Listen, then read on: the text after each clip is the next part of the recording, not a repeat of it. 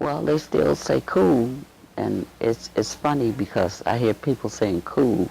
I said we said that we stopped saying cool, and now and we just say give me five, five on the black hand side, and we give each other five. Now they changed it to high five.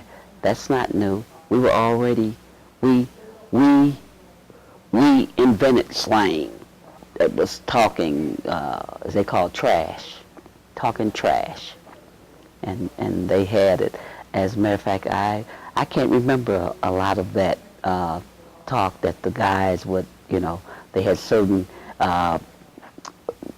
things that they would say to girls, if they liked you, and they had their little speech that they would give you, and I knew the speeches, and I could say the speeches better than they could, because they always said that same speech, trying to impress you. I was always like I said, I could always mimic, so I could do those things. So sometimes if it was a guy that I really didn't want to be bothered with, if he started giving me his rap, I would give it back to him, better than he could. Because this is Motown, and Berry Gordy started his company, there was always music. The Temptations, the Dramatics, the Supremes, the Martha Reeves and the Vandellas. So a lot of these people, because we had neighborhoods then, we all knew each other. I knew Martha Reeves lived like 4 blocks from me. We weren't necessarily friends, but I was a friend with one of her brothers. We were in the same grade. The Temptations, well, they were always around. So music, we heard music all the time. Before they even became popular, we knew them, and sometimes, we laughed at some of them because we say, here they're on the corner, trying to sing, and then they actually, well, we know what happened with the Temptations. So it was always music, and everybody could sing. They could actually sing. They didn't have a lot of, they had music behind them, but they actually could sing. We really had singers then. We had Billy Preston. I mean, Billy Preston became popular, but before he was popular, he was singing back at backyard barbecues. So they made money, and did those little gigs, as they called them, wherever they could. And we would know if the Temptations was out doing that very same thing, and we say, well, they're gonna come to this. It was a little small bar.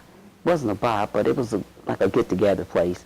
And so after they would finish making their money, they would come by this particular bar and sing for us. We'd sit right there in front and, and listen to them.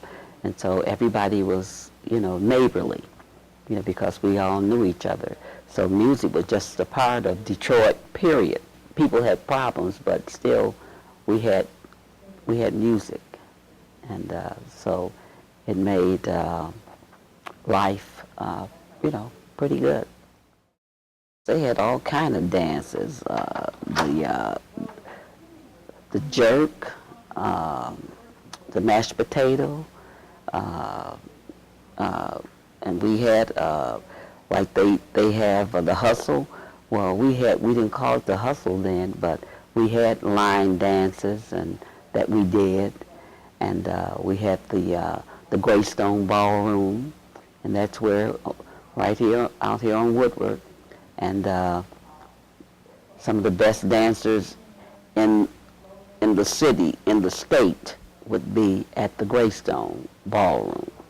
And so we danced, we danced all the time. Like I said, my family, we were very good dancers. As a matter of fact, I was like a mimic. If anybody could, if a new dance came out, I could look at it and I could do it. I could like mimic the person. And so it was a group of us, and if a new dance came out, I would teach.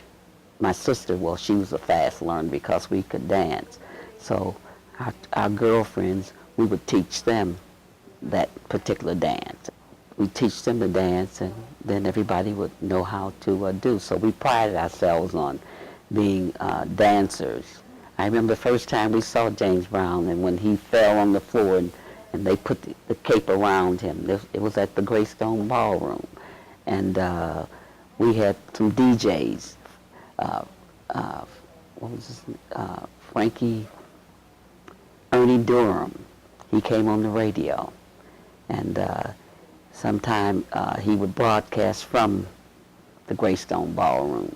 So it was always something going on. You know, people pride themselves, and if you were a great dancer, then that's what you did. And I know I only danced with certain boys or young men that could dance. They couldn't dance,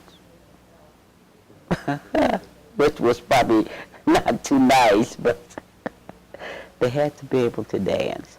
So we had a lot of fun.